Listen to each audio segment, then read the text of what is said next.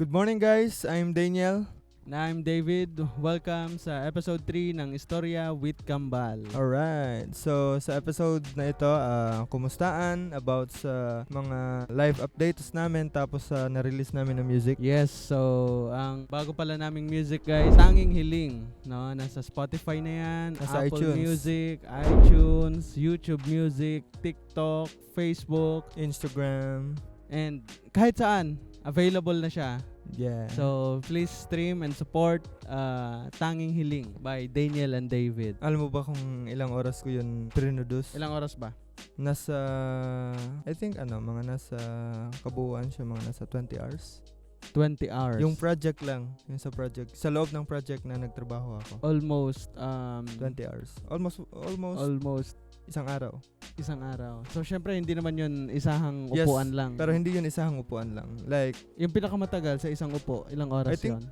4 hours? 4 hours? Yeah. Okay. Lalo na dun sa mixing na part. Yung sa mixing kasi hindi yung ganun kadali, di ba? Yes. Kasi yung sa mixing, yun yung binabalance yung lakas ng drums, yung volume ng guitar, yung volume ng keyboard. Yes.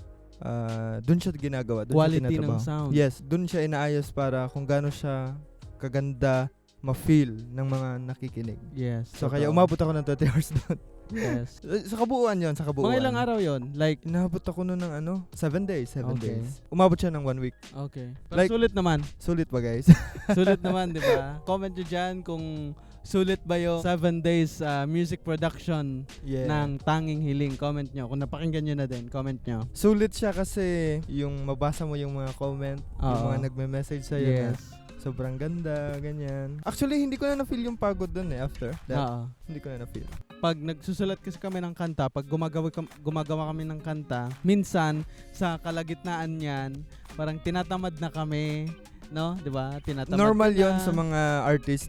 Yes. Nakaka-feel ng ganun. Yes. Tinatamad ka na kaya minsan yung mga tinitingalan yung artist, meron yung mga unreleased Songs. and unfinished Track. tracks. So Marami marami yan. yan. Hindi naman kami sikat pero meron kaming mga Yes, unreleased songs sobra. talaga na hindi pa namin natatapos i-record, hindi pa namin natatapos isulat, or tapos na yung kanta pero yung production na lang or yung recording na lang ang kulang. So Yes. mga ilan ba? Mga tatlo ba? Mga dalawa? Tatlong unreleased. Oh, so, Tatlong tapos dalawang gospel song. Okay, dalawang gospel. Nice. So, abangan nyo lang. Wala ano lang kami. Relax lang. Relax, chill. Dahan-dahan lang. Then, parang nangyayari nga one release per year. Oo. One song per year. Oo, kasi yung Hindi Susuko na recent release namin, nag-isang taon na. Yung Di Susuko. Yes, July yun, Di July Susuko. So, ano na ngayon? September na. September. September na, di ba? yun. Yeah, but this year it will gonna be different, I think, for me. Yes, sana. Kasi grabe yung fire eh. Yes, sana. So far, kamusta naman? Kamusta yung life mo, career mo? Sa trabaho, okay naman. Shout out kay boss. Baka Boss nanonood. James. Boss James White King. Torres, White King. So far, so good.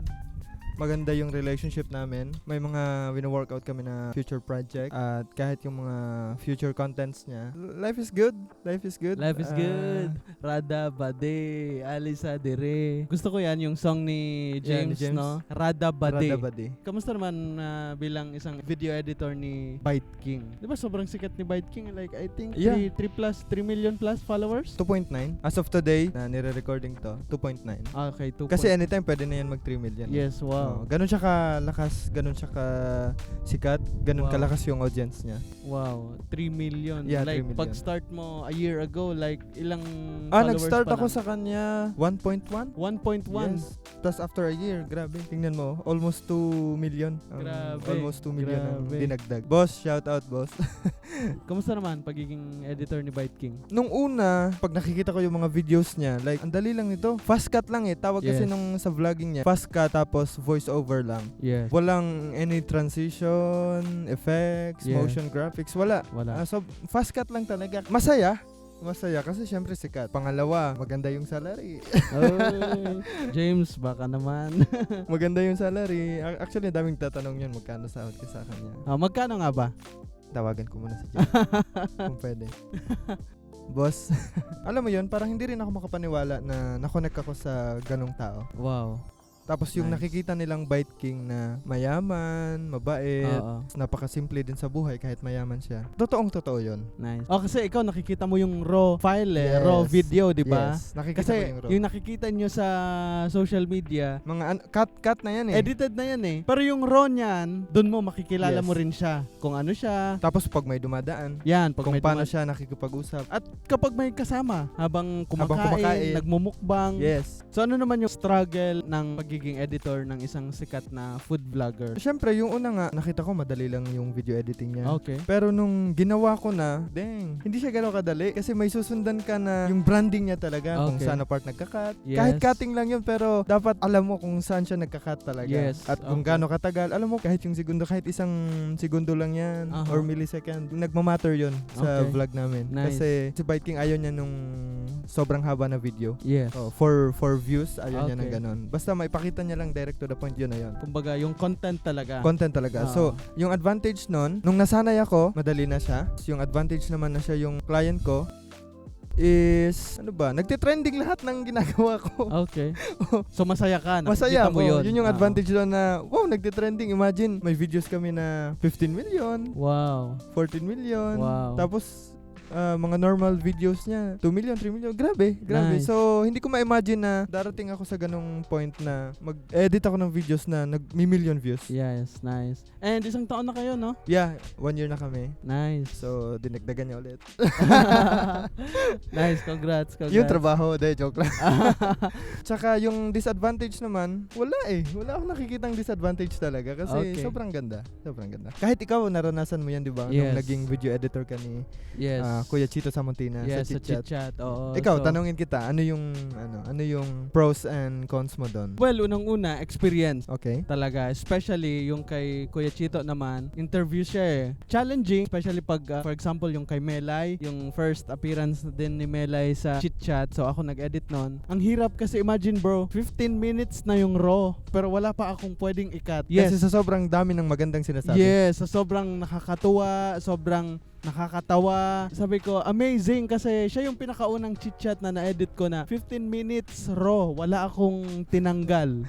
Yes. Meron man akong tinanggal yung mga konting dead air lang. Bihira yun, di ba? Bihira. Yes, of course, Melay yan eh. 'Di ba? Yeah. So talagang napatunayan ni Melay doon na talagang Melay is Melay. Kuan in one. One in one. Quante. Quanti. Quante.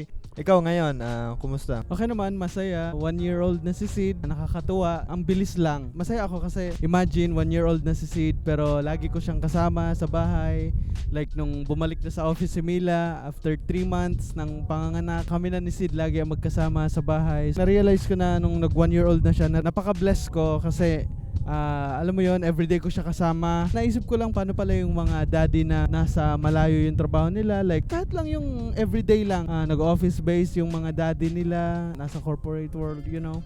Kaya maganda talaga yung trabaho natin kasi Yes, remote. napakaganda. Mm. For us, especially sa akin kasi daddy ako, ayaw namin kumuha ng yaya or magbabantay kay Sid. So kaya lang. Kaya naman. Like, pag natutulog si Sid, tsaka ako bumabanat sa trabaho. Minsan naman, kahit gising siya, naglalaro lang siya sa crib niya. Napakabait ni Sid, guys. Napakabait niya. Hindi siya iyakin. Grabe, wala akong masabi. Thank you, Lord lang talaga. So bukod sa full-time work, full-time daddy ka din. Yes, so ang description ko nga, full-time freelance video editor / full-time dad. At sobrang na-appreciate ko yung work from home, guys. Napaka-blessed na nagtatrabaho ako sa bahay. Yung non-remote versus remote work, 'di ba? Nag-trending 'yan. Honestly, hindi naman lahat. Iba-iba kasi tayo ng reference eh. So, sa akin, good siya. Then, sa iba naman, hindi. So, wala tayong problema dyan. True. Kanya-kanya na lang tayo kung Para ba siya nagwo-work sa atin ng maganda? yes, kung pabor ba siya sa'yo, kung pabor ba siya sa iba. Ganun lang yun. Kung nahihirapan ka sa rework mode mo, you desire na mag-work from home ka, kailangan mo mag-pray, pag-pray mo, kasi hindi madali mag-transition. Pero ano ba yung trabaho mo dati? Naging VA ako sa office ng mother-in-law ko. I think mga 4 years ako doon. At least na-try ko yung panggabi, and then nung nag-transition ako sa bahay na lang, napaka-bless ko naman kasi nabigyan ako ng ganong opportunity. Mas maganda lalo. Like hawak namin yung oras namin, katulad nito, nakakapag-podcast kami. 'Di ba? So yun Relax yung mas lang. maganda. So bukod sa trabaho, ano pa ba yung future plans natin? Yung mga aabangan ng audience natin? Ganun pa rin sa vlogging. Tapos yung paggawa ng music, rest assured na marami tayong marirelease this year. Hopefully madagdagan talaga. September na ha? Yeah, tsaka yung tanging hiling, praying magkaroon yun ng music video kasi may mga nagchat-chat eh. Okay. Gawa natin ng music video o nasan yung music video. Yeah, God willing, gagawin natin yan. Baka may gusto mag-sponsor, no? Pwede. Oh, pwede. Baka may gusto Baka mag-sponsor. may gusto mag-sponsor for music video. Music So, videos. message lang kayo guys. So yun guys, kung hindi nyo pa napapakinggan, Tanging Hiling, nasa Spotify na, YouTube Music, iTunes, Apple Music, TikTok, Facebook, Instagram, kahit saan. Tsaka yung simpleng pakikinig nyo ng song, sobrang laki ng tulong nun sa amin. Support local artist ba? Yes. Support ba? Unsa pa man di ay. So, eh. Maraming salamat sa Thank you. panonood nyo, sa pakitambay nyo sa amin. Kung may mga tanong kayo, may mga suggestions kayo, like future content or topic namin dito. Pwede kayo mag-comment. Yes, comment kayo. God bless you everyone. Bye-bye!